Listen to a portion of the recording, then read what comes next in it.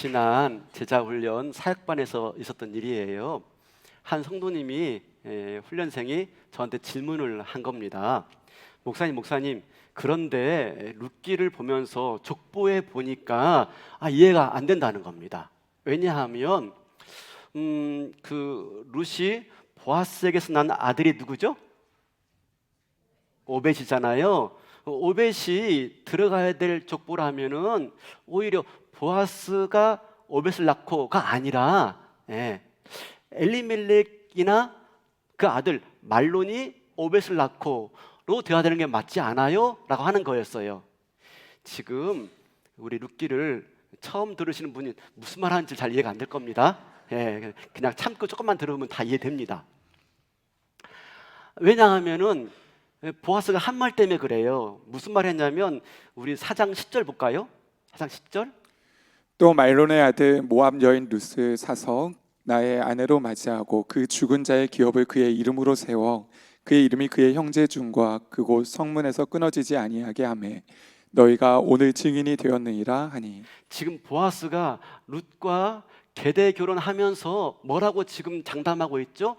죽은 자의 이름이 끊어지지 않도록 계대 결혼해서 낳은 아들을 그 가문에 입적시키겠다, 그 말입니다. 그렇다면 보아스가 룻과 결혼해서 낳은 이 아들을 어떤 가문에 포함시켜야 돼요? 지금 듣고 계시죠? 엘리멜렉 가문에 포함시켜야 됩니다. 그래서 엘리멜렉이 말론을 낳고 말론이 오벳을 낳고로 돼야 되는 게 맞지 않느냐? 근데 왜 성경은 보아스가 오벳을 낳고로 기억되느냐라고 저한테 물은 겁니다. 참 제자훈련 하기 쉽지 않습니다. 그렇죠? 이런 질문 앞에서 갑자기 물어보니까 뭐라고 답변을 해야 돼요? 제가 대충 말을 했어요. 그리고 얼굴 보면서 뭐 이런 거 질문하냐고 그러진 않았고요. 제가 설교할 때 분명히 설명해 드리겠다라고 약속했어요. 오늘이 그날이에요. 많이 준비했습니다. 자, 왜 그랬을까? 그죠? 여러분, 그런 걸 보면요, 우리 성도들 가운데서도 성경을 볼 때 그냥 보지 않는 것 같아요. 잘 보고 또 생각하면서 보시는 것 같아요. 여러분, 한 가지 당부드릴 것은 교회 나올 때 그냥 나오시면 안 돼요. 그냥 이렇게 머리를 그냥 들고 나오시면 안 돼요. 머리에 뇌를 채우고 오셔야 돼요. 간혹 교회 나올 때 그냥 머리만 들고 오시는데 반드시 뇌를 가지고 오셔야 돼요. 생각을 할 수 있어야 된다라고 하는 것이죠. 자, 그러면 왜 성경에서는 보아스가 오벳을 낳고라고 표현했을까라고 하는 거죠. 첫 번째, 오늘 룻기에 나오는 족보는요, 엘리멜렉의 족보도 아니고 말론의 족보도 아니에요. 이것은 사실 누구의 족보이냐면 다윗의 족보이고 보아스의 족보예요.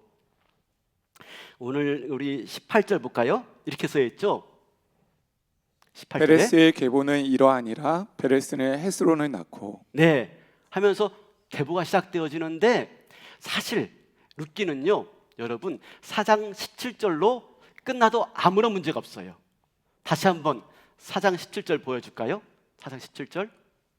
그의 이웃 여인들이 그에게 이름을 지어주되 나오미에게 아들이 태어났다 하여 그의 이름을 오벳이라 하였는데 그는 다윗의 아버지인 이새의 아버지였더라. 그러니까 오벳이 태어났는데 오벳은 다윗의 아버지 이새의 아들이었고 이새의 아버지였고 다윗은 그의 손자였더라 라고 하면 끝나요. 그죠? 그러면 아주 멋진 해피엔딩입니다.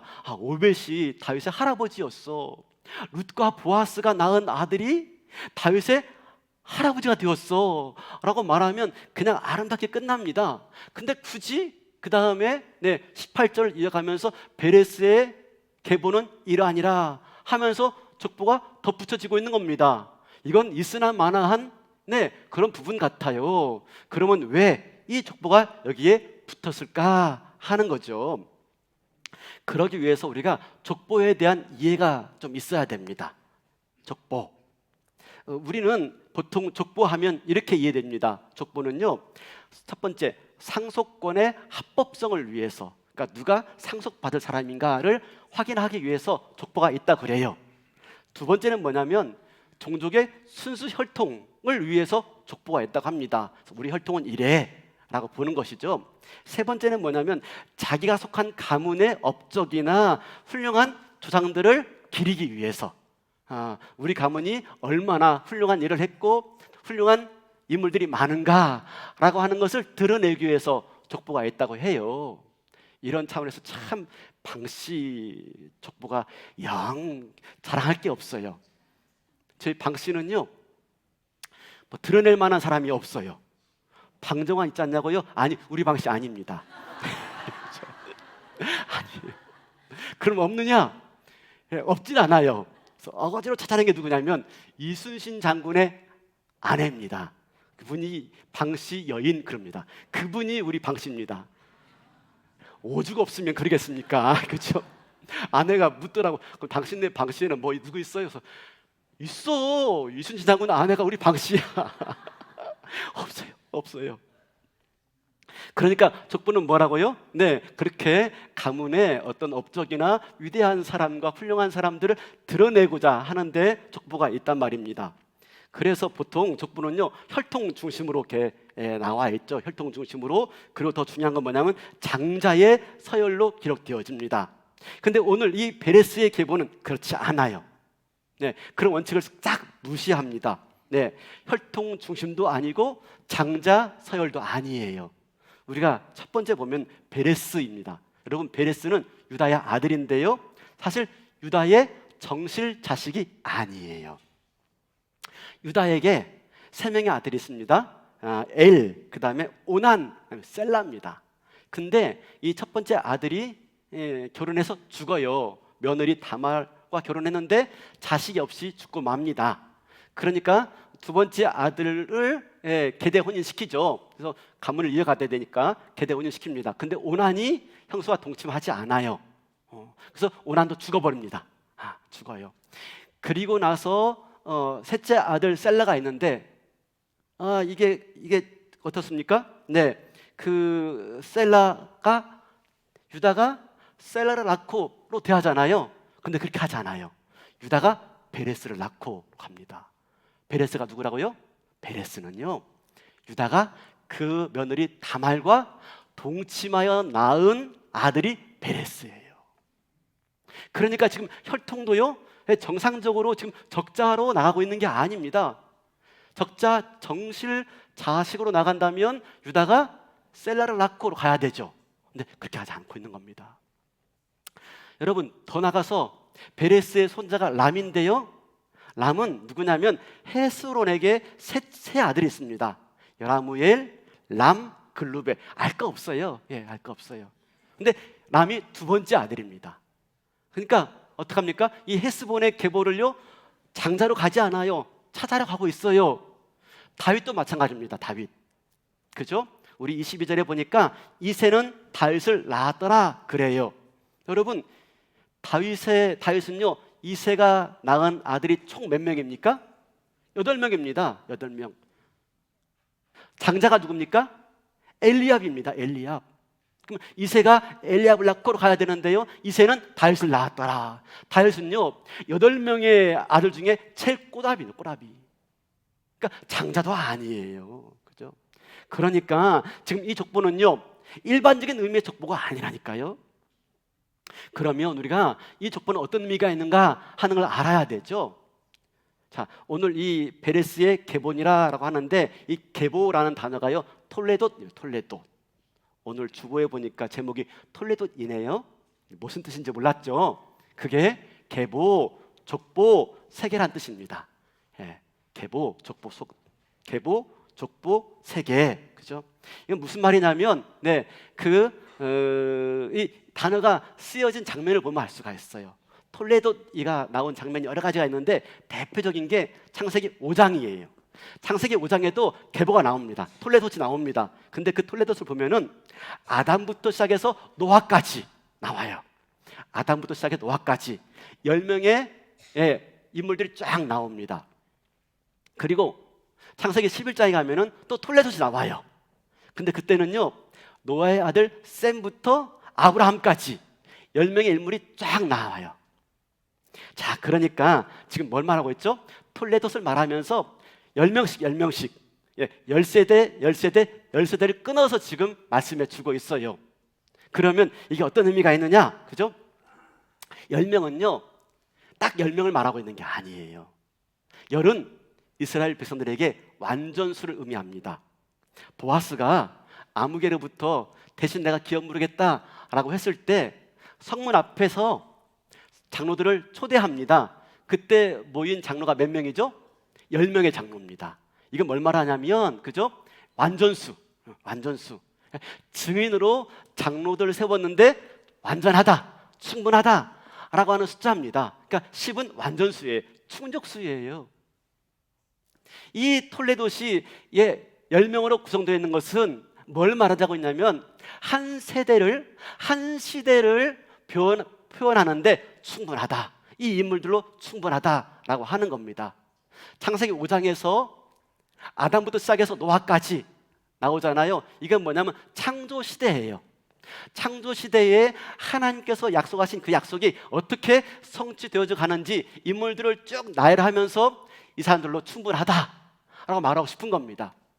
두 번째로 창세기 11장에 나와 있는 톨레도스를 노아의 아들 셈부터 시작해가지고 아브라함까지 나오는데요, 하나님이 허락하신 그 약속을 이뤄가는데 이 인물들로 충분하다라고 말하고 싶은 거예요. 오늘 본문도 마찬가지예요. 베레스부터 다윗까지 나오는데 10명이 나오는데 하나님이 이 시대에 어떻게 믿음의 역사를 이뤄가는 데 있어서 어떻게 역사해 가시는가, 이 인물들로 충분하다라고 하는 것을 보여주는데 목적이 있어요. 좀 어렵죠? 네, 뭐 말씀들을 안 하시니까 어려운 것 같아요. 네. 그러면 지금 우리가 이걸 잘 보셔야 돼요. 10명이 그런 의미가 있습니다. 그러면 우리가 이제 룻기에서 보여진 이 베레스의 톨레도, 베레스의 족보를 보면요, 누구부터 시작되어집니까? 베레스부터 시작되어집니다. 근데 베레스가 초점이 아니에요. 여러분, 베레스가 초점이 아니라요, 누가 초점이에요? 다윗이 초점이에요. 다윗이. 룻기의 제일 마지막이 누구로 끝나느냐? 다윗으로 끝납니다. 이 베레스의 족보의 마지막이 누구로 끝나느냐? 다윗으로 끝나고 있어요. 그러니까 다윗부터 거꾸로 10명을 세니까 누구예요? 그게 베레스예요. 그게 베레스. 베레스부터 시작되는 게 아니라 다윗부터 거꾸로 시작되어지고 있는 것입니다. 그렇다 보니까 10명이 누구였어요? 10번째가 베레스예요. 베레스. 그러니까 오늘 이 족보의 초점이 누구라고요? 베레스가 아니에요. 누가 초점이에요? 다윗이에요. 다윗. 어떻게 다윗이 나오고 있느냐, 어떻게 다윗 왕조가 세워지고 있느냐라고 하는 걸 보여주고 싶은 것이죠. 그죠? 그러므로 여러분, 룻기에 끝나는 대목에 이 다윗 왕이 들어가 있는 족보가 나온 이유가 있어요. 룻기는요, 단순하게 베들레헴의 한 가정에서 일어난 일들이 아니에요. 단순하게 한 가정의 족보를 소개하려고 나온 얘기가 아니에요. 여러분, 룻기는요, 어떤 성경과 어떤 성경 다음에 있죠? 사사기, 룻기, 사무엘, 상하입니다. 사사기 시대는 어떤 시대죠? 그때 왕이 없으므로 백성들이 자기 소견에 좋을 대로 행하였더라. 근데 그 결과는요, 이방 민족들의 침입과 침략으로 인해서 모진 고통을 당합니다. 모진 고통을. 사사시대는요, 고통스러운 시대였어요. 그래서 백성들이 뭘 요구했죠? 하나님께, 하나님 우리에게도 왕을 주세요. 왕을 주셔서 이 나라를 지키고 외적의 침입으로부터 이 나라를 보호할 수 있도록 왕을 주세요 라고 하나님께 간절하게 간구했던 시대가 사사시대예요. 마침내 그 하나님께 왕을 요구하던 이스라엘 백성들의 요구가 어떻게 성취되어지죠? 사무엘상에 넘어와서 사울 왕을 세웁니다. 근데 그가 실패해요. 그래서 다시 세운 왕이 누구죠? 다윗이에요. 다윗. 비로소 다윗 시대에 어떤 일들이 나죠? 외적들을 다 물리칩니다. 블레셋, 미디안, 그 위에 모든 외적들을 다 물리치고 나라를, 영토를 확장시키고 다윗 시대에 북극 강병을 이루며 비로소 다윗 시대에 태평천하를 이루게 되어져요. 사사시대에 그 암울하고 어둡고 피폐하고 궁핍한 그 이스라엘 민족이 어떻게 채워지느냐라고 하는 것을 보여주고 있는 게 뭐라고요? 이게 룻기예요, 룻기.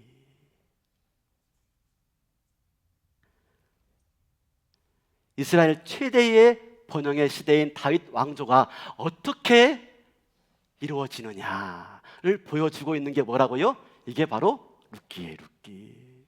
그러니까 여러분, 이 룻기는요, 이 다윗에게 초점이 맞춰져 있는 거예요. 제가 좋아하는 교수님이 있는데 김지찬 교수님이라고 몇 해 전에 저희 교회 오셔가지고 부흥회 했었죠. 네, 그 김지찬 교수님이 이 대목에 이렇게 말을 해요. 잘 들어보세요. 사사기와 사무엘서가 대우주라면 룻기는 소우주입니다. 소우주. 그러니까 사사기에서 어떻게 사무엘로 가게 되어지는지, 이스라엘의 텅 빈 이스라엘 백성들에게 그걸 텅 빈 그들의 영혼을 가득 채우는 풍요로운 시대인 다윗 왕의 시대가 어떻게 도래하게 되어지는지를 보여주는 게 뭐라고요? 룻기더라 라고 하고 있는 것이죠.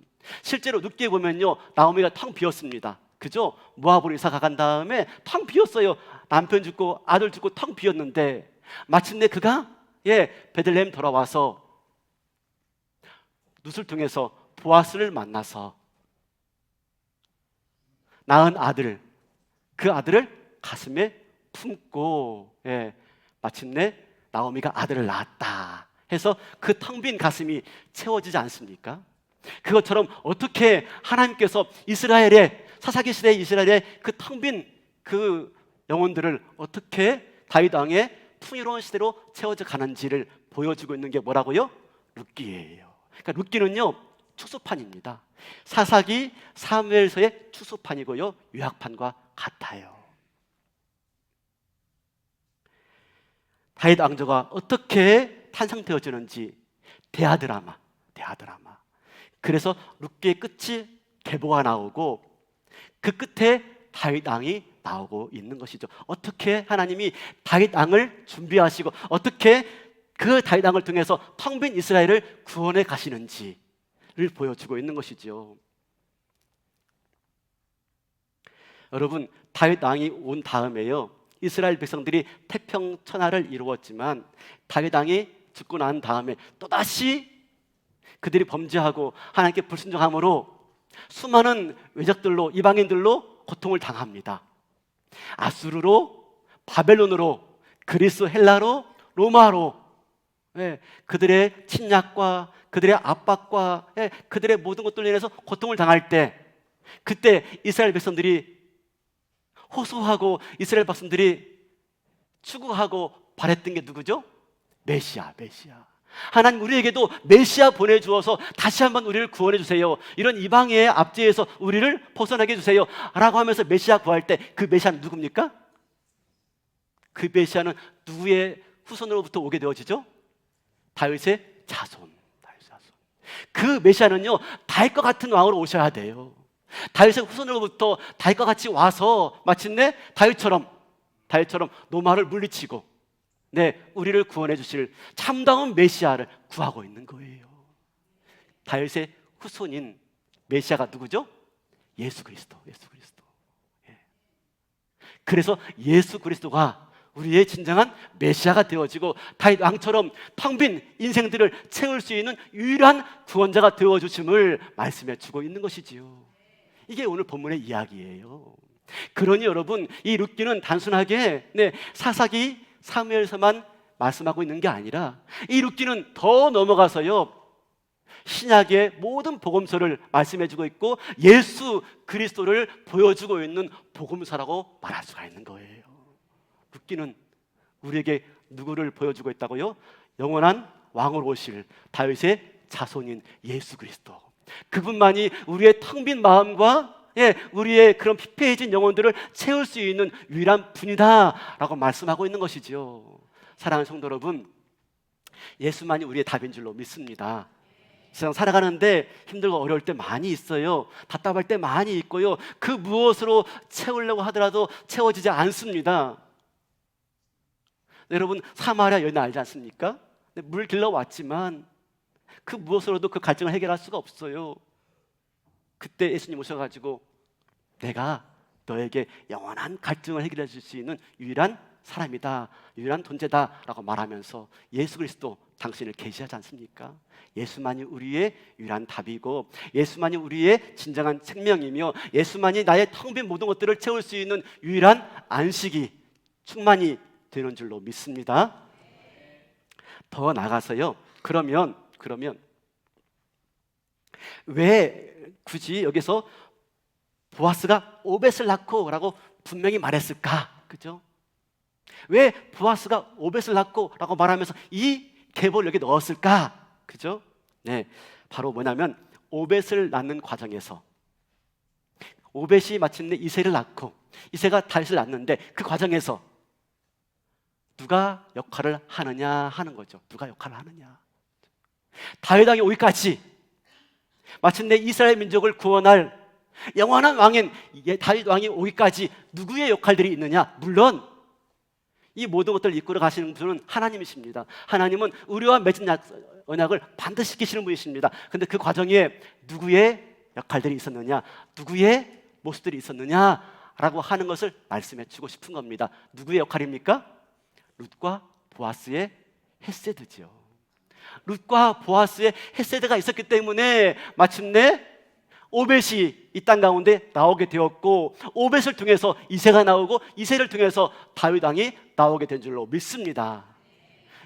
다윗 왕이 나오게 되어지는 이 모든 가운데 뭐가 있었다고요? 룻과 보아스의 헤세드가 있었던 것입니다. 시어머니를 따라서 남모르는 곳에 와서 함께한 룻의 헤세드, 타작마당에 내려가서 보아스에게 노골적인 청혼을 할 때 참 위험하죠. 잘못하면은 오해받을 수가 있지만 그 일에 위험을 무릅쓰고 자신을 드렸던 룻의 헤세드. 그죠? 보아스는요, 룻과 죄업 무르고 룻과 게대어 혼인하기 위해서 자기의 손해를 감수하는 헤세드가 없었다면은 보아스는 이 땅 가운데 나올 수가 없었고 다윗 왕인 우리의 구주의 조상 되어지는 다윗 왕도 이 땅 가운데 올 수 없게 되었을 것입니다. 하나님의 구원 역사는 반드시 이루어집니다. 그런데 그 구원 역사에, 하나님의 놀라운 역사에 누가 들어쓰임 받고 있습니까? 예, 그렇습니다. 룻과 그리고 보아스의 헤세드. 사랑하는 성도 여러분, 하나님의 놀라운 약속과 하나님의 놀라운 구속사를 성취해 가는 데 있어서 왕이나 특별한 사람들만 쓰임 받는 게 아닙니다. 평범한 사람들, 그죠? 룻이나 나옴이나 보아스 같은 평범한 사람들. 아니, 그뿐만 아닙니다. 그보다 더한 사람들이 여러분 하나님의 놀라운 구속사역에 쓰임 받고 있다는 사실 아십니까? 오늘 이 계보를 보면요, 여성들은 한 명도 안 나옵니다. 그죠? 근데 마태복음에 보면은 마태복음 1장에 예수님의 족보가 쭉 나오는데 그 중에 여성들이 등장해요. 여성들이 몇 명 등장하죠? 몇 명? 제가 2부 때 4명이라고 했는데 따져보니까 5명이더라고요. 5명. 첫 번째 누구? 성가대에서 2부 때 나왔는데 3부 때도 나올 줄로 믿습니다. 첫 번째 다말. 두 번째 라합. 세 번째 룻. 네 번째 우리아의 아내 바세바. 다섯 번째 마리아. 근데 여러분 아십니까? 다말도 라합도 룻도 바세바도 오늘 본문에 안 나오죠? 아니요, 숨겨져 있습니다. 눈에 안 보이지만 숨겨져 있어요. 그러면 저랑 같이 한번 숨은 그림 잡기 한번 해볼까요? 숨은 그림 잡기. 첫 번째 다말이 어디 있습니까? 다말. 그렇죠. 베레스는요 다말이 낳은 아들입니다. 다말이. 그래서 숨겨져 있는 겁니다. 라합은요? 어떻게 알았어요? 자, 마태복음 1장 5절 보시겠습니까? 마태복음 1장 5절. 살몬은 라합에게서 보아스를 낳고 보아스는 룻에게서 오벳을 낳고 오벳은 이새를 낳고. 라합에게서 보아스를 낳고, 그러니까 라합은요 보아스의 어머니예요. 어머니. 보아스에게 숨겨져 있는 겁니다. 그죠? 룻은요 잘 알죠? 오벳의 어머니의 룻이 오벳을 낳고 잘합니다. 마지막으로 밧세바는 누구의 아내죠? 원래는 우리아의 아내인데, 그죠? 다윗의 아내로 다시 회복되어지죠. 그러니까 다윗 속에 밧세바가 숨겨져 있는 거예요. 오늘 이 베레스의 계보에는요, 마리아를 빼고 다말, 라합, 룻, 밧세바가 모두 등장하고 있어요. 저는 어제 말씀을 준비하다 깜짝 놀랐어요. 안 보였는데, 베레스의 계보에 안 보였는데 이 네 명의 여인들이 다 들어가 있네. 제가요 말씀 준비하다 깜짝 놀랐어요. 여러분들은 안 놀래죠? 저는 늘 놀래요. 왜냐하면 이거 어디에도 성경, 제가 주석책을 다 들어봤는데 이 말은 나오는 데가 한 군데가 없는데 가만히 들여다보니까 있는 거예요. 깜짝 놀랐습니다. 그러면 왜 성경에서 이 네 명의 여인들을 이 베레스 계보 안에 다 집어넣었을까? 신기하죠? 이 10명 안에 다 들어가요. 4명이요. 정말 신기해요. 그래서 베레스 계보가요 장난이 아니라니까요. 왜 계보냐? 여기에 다 담겨져 있는 거예요. 그 의미가. 먼저 다말 한번 보자고요. 다말이 누구죠? 다 말아먹었다 해서 다말입니다. 실제로 유다는요 자신의 집안을요 며느리인 다말이 다 말아먹었다 해서 소박 보냅니다. 친정에 보내고 맙니다. 다말이 첫 번째 아들인 엘과 결혼합니다. 근데 엘이 죽습니다. 자식 없이.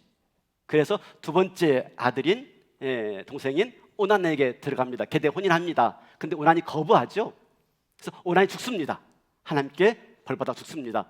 그때 다음이 누구죠? 셀라랑 결혼해야 되는데, 계대 혼인해야 되는데 유다가 거부해요. 왜요? 가만히 보니까 셀라까지 죽을 것 같아요. 그죠? 누구 때문에? 다 말아먹는 여인 때문에. 그래서 뭐라고 말하죠? 야, 셀라가 아직 어리니까 크면 결혼시켜줄게. 집에 가 있어. 보냈어요. 근데 아무리 시간이 흘러도 셀라가 장성했는데도 부르지 않아요. 어떻게 했죠? 다말이요? 변장해서 창녀처럼 꾸미고 시아버지 유다와 동침합니다. 그렇게 낳은 아들이 누구라고요? 베레스. 그렇죠? 라합은요. 그러니까 이 다말의 행실을 보십시오. 그죠? 시아버지와 붙어먹은 여인입니다. 그죠? 예. 라합은 유대인이 아닙니다. 이방 여인이에요. 여리고성의 기생이었다라고 말합니다. 오늘날 말한다면은 몸파는 여인이에요. 근데 이스라엘 정탐꾼들이 여리고를 정탐할 때 그들을 숨겨줍니다.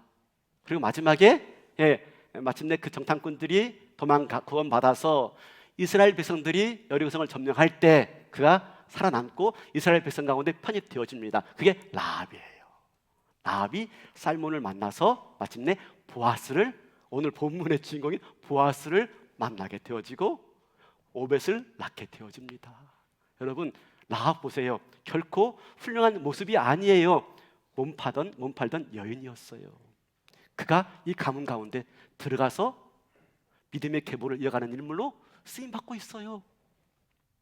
세 번째로요, 룻은 굳이 말할 필요가 없습니다. 룻은 모압 여인입니다. 근데 성경에 모압 사람은 이스라엘 총회 가운데 들어올 수 없다 했습니다. 그런데 이스라엘 총회에 버젓이 들어와서요 보아스와 혼인하고 오벳을 낳고 다윗 왕의 할아버지를 낳고 있는 것입니다.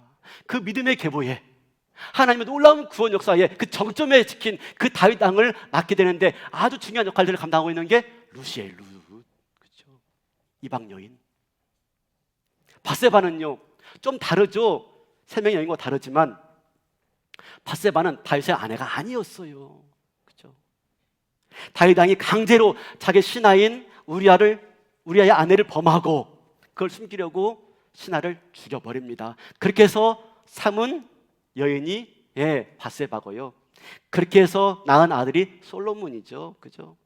근데 여러분 보세요. 이 룻기에 나타난 이 베레스의 계보에 전면에 등장하지 않지만 숨겨져 있는 이 몇몇의 여인들을 보십시오. 결코 좋은 모습들이 아니에요. 왕과 결혼하기 위해서 밧세바, 그죠? 남편을 버리고 왕과 결혼하게 되어집니다. 여러분, 오늘 그러면 이 베레스의 계보가 우리한테 주는 의미가 뭐예요? 하나님께서 우리의 연약함과 부족함에도 불구하고 하나님께서 이 모든 사람들을 들어서 하나님의 약속을 이루어가는 놀라운 구원 역사에 들어 쓰고 계시더라라고 하는 것이지요. 그죠? 다말도, 라합도, 룻도 다 이방 여인이고 기생도 있고, 그죠? 시아버지와 동침한 여인도 있고 남편을 죽인 왕과 결혼한 여인도 있어요. 그죠? 하나님 이런 인간의 추악한 모습, 절망적인 상태, 그죠? 이런 걸 뚫고서도 약속을 반드시 이루어가시는 하나님을 보여주고 있으며 더 나아가서 그런 일들에 하나님의 그런 놀라운 일들에 이런 연약한 사람들을, 이런 부족한 사람들을, 이렇게 죄 많은 사람들을 들어 사용하고 있더라 하는 것이지요. 하나님은 하나님 역사를 이루어가는데 위대하고 신실한 사람만 쓰시는 게 아닙니다. 부족하지만, 그죠? 부족하지만, 연약하지만, 늘 넘어지지만, 참 추악하지만, 죄악 가운데 머물러 있지만, 그러나 그런 가운데서도 하나님 약속을 바라보면서 순간순간 그 말씀에 순종하기 위해서 결단하고 헷세들을 베풀며 하나님의 헷세들을 의지하고 자기 삶을 드리는 사람들, 그들 통해서 하나님이 하나님의 놀라운 역사를 이루어 가시더라라고 하는 것이지요. 사랑하는 성도 여러분, 우리는 그렇지 않습니까? 저와 여러분도 그런 존재 아닙니까? 이들과 큰 차이가 없습니다. 얼마나 부족한지요. 저도 간혹 목회하다가 제 모습 볼 때마다 절망스러워요. 이런 모습 가지고 내가 목회자라고 할 수 있나? 특별하게 제자 훈련하면서 사역반 섬기면서 제가 정말 절실하게 느꼈습니다. 한 번이 아니에요. 두세 번. 내가 이래가지고 제자 훈련 할 수가 있나? 나 그만둘까? 자포자기하고 싶은 생각이 들 때가 한두 번이 아닙니다. 목회하면서 그런 실수와 그런 절망적인 모습을 보곤 합니다. 그죠? 그럴 때마다 우리가 뭘 발견해야 돼요? 이거 톨레도, 그죠? 베레스의 계보를 볼 수 있는 저와 여러분 될 수 있기를 바랍니다. 그죠? 하나님은 어떻게 사용하십니까? 비록 우리가 어떤 삶을 살았을지라도, 어떤 자리에 있을지라도 그 가운데서도 하나님의 신실하심과 하나님의 놀라운 구원 계획을 의지하고 그 말씀에 순종하고자 오늘 결단하여 내 삶을 드리는 자, 그죠? 하나님의 헷세들을 깨닫고 그 헷세들을 베푸는 자를 통해서 하나님이 하나님의 놀라운 역사를 이루어 가시더라. 하나님이 왕이 없으므로 하나님 보이지 않던 그 사사시대에 하나님이 나의 왕입니다 라고 말하며 하나님 말씀을 순종하면서 자기 삶을 드렸던 이 룻과 보아스의 헷세드가 마침내 다윗 왕을 오게 만들었고 이스라엘의 텅 빈 영혼들을 채워가신 하나님의 놀라운 손길들을 보면서 오늘 또 저와 여러분 하나님 말씀 앞에서 내가 비록 어떤 모습이 있다 할지라도 거기에 절망하지 말고 자포자기하지 말고 주저앉지 마시고요, 다시 일어날 수 있는 저와 여러분 될 수 있길 바라겠습니다. 그죠? 하나님이 다말도 쓰십니다. 라합도 쓰십니다. 룻도 바세바도 들어 쓰시는 줄로 믿습니다. 그러면 오늘 또 그 하나님의 손길에 붙들려서 내가 결단하고 헌신하고 헷세드 할 때 마침내 그걸 통해서 하나님의 놀라운 구원 역사의 완성을 이루어갈 줄로 믿습니다. 저와 여러분을 향하신 하나님의 계획들을 성취할 줄로 믿습니다. 하나님은 반드시 우리와 맞은 약속을요 성취하시는 분이십니다. 반드시 이루시는 분이에요. 제가 얼마 전에 읽은 내용인데요, 어떤 분이 요양원을 방문했습니다. 저도 뭐 요즘에 우리 어르신들이 이번에 많은 분들이 요양원에 가셔가지고 좀 방문한 적이 있는데요, 이분이 이제 요양원에 방문한 거예요. 근데 엘리베이터 탔는데 엘리베이터 안에 이미 일행이 있는 겁니다. 분들이 있는 겁니다. 엘리베이터 안에 할머니가 휠체어에 앉아 있는데요, 이 할머니가 좀 정상적이지가 않아요. 외모가 추리하고 정신이 온전해 보이지 않는 겁니다. 나이 많은 할머니가 앉아 있는데요, 머리를 계속 흔들면서요, 흔들면서 끊임없이 뭔가 중얼거리시는 거예요. 여러분 우리 주변에 보시죠. 연로하신 우리 어르신들의 모습이죠. 게다가 입을 반쯤 벌리고요, 침이 이렇게 나오고 있는 거예요. 근데 그 옆에 이 휠체어를 잡고 있는 할아버지가 있는데 한 60대 중후반쯤 되는데요, 말쑥한 모습으로 이 휠체어를 붙들고 있는 그 노신사가 있었던 것입니다. 누굴까 궁금하죠? 근데 사람들이 이제 엘리베이터 타다가 내리는데요. 그때 이 할아버지가 그 휠체어를 붙들고 있는 그 할머니에게 속삭이는 것입니다. 이렇게 말하더래요. 이쁘나 발 조심해. 사람들이 엘리베이터 내리면서 혹시라도 이 할머니의 발을 밟을까 봐 가지고요. 아내였던 것이나 아내, 그죠? 할머니에게 발 조심해 라고 하는 말이 뭐라고요? 이쁘나 발 조심해. 여러분 옆에 계신 분에게 이쁘나라고 불러보세요. 이쁘니, 그죠? 이런저런 세월로 인해서 나이가 먹은 다음에 망가져 버렸는데요. 참 추하게 망가져 버렸는데 자기 아내를 향해서 이쁘니라고 부르고 있어요. 이쁘니. 한 여자와 한 남자의 결혼 약속도요. 이런데, 그죠? 시간이 가도 변치 않는 아름다운 사랑으로 이쁘나 발 조심히 하면서 자기 아내를 염려하고 사랑하는 이 남편의 약속, 그 약속에 충실한 모습, 하나님께서 우리와 맺은 약속이 어떨까요? 그죠? 하나님께서 우리와 맺은 약속은요, 이보다 더하면 더했지 덜하지는 않을 겁니다. 그죠? 그 하나님이 우리에게 말씀하지 않겠습니까? 이쁘나 발 조심해 라고 말하듯이 내 사랑하는 자야, 그죠? 내 사랑하는 아들아, 내 사랑하는 딸아, 내가 너를 사랑한다 라고 말씀하고 있는 줄로 믿습니다. 비록 망가졌어요. 수많은 세월 속에 망가졌어요. 네. 옷도 외모도 추리해요. 그죠? 네. 말도 막 흔들리고 머리도 흔들리고 침도 흘리고 있어요. 왜? 볼품없는 모습일 수 있습니다. 저와 여러분 살아간 삶 가운데 넘어진 모습 때문에, 실수한 모습 때문에 정말 별 볼일 없을 수 있습니다. 그 할머니처럼 말입니다. 그러나 하나님께서는요, 우리와 맺은 약속을 지키시기 위해서 오늘 또 저와 여러분에게 말씀하고 있는 줄로 믿습니다. 이쁘나, 그죠? 이쁘나, 넌 내 사랑하는 자야. 넌 내가 기뻐하는 자야. 오늘 또 이 하나님의 음성을 들으시고요, 있는 자리에서 다시 한번 하나님의 사랑에 힘입어서 우리를 통해서 일하고 싶으신 놀라운 구원 역사에 들어 쓰임받는 은혜가 있길 바랍니다. 내가 있어서 있는 자리를 믿음의 계보로 만들어 가시는 은혜가 있길 바랍니다. 내가 있어서 다윗의 가문을 만들어 가시고 하나님의 구원 역사를 만들어 가신 것처럼 내가 있는 가정이, 내가 있는 교회가, 내가 있는 공동체가 그렇게 아름답게 하나님의 믿음의 약속을 성취해가는 믿음의 현장에 되어지도록 오늘 또 그렇게 들어 쓰임받는 저와 여러분 되시기를 주님의 이름으로 축원합니다.